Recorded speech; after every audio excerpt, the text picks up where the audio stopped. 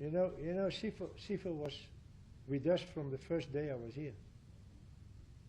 And immediately I saw what a good player he was. But Sipho had other interests than football. And after a few times, I didn't call him anymore. When you see the career of Sipho, he plays for Sundowns, he plays for Pirates, he plays for the big teams here. I see what a career he has. That has to be much and much and much better. So when we were looking for a replacement of Temba,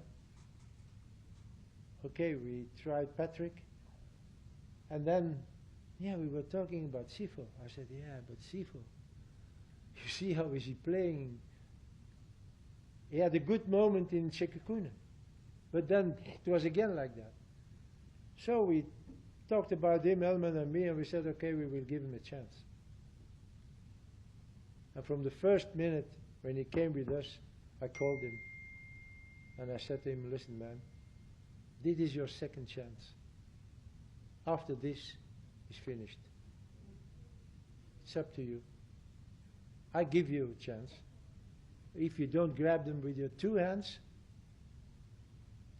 it's done. You will not ever be with the Bafana Bafana as long as I'm coach. But don't forget, there is an AFCON in December and maybe a World Cup in July next year. Do you want to be there? He said, yes. I said, okay. Show me. Show me. I never doubt about his football qualities. But you saw how he's fighting, how he's running.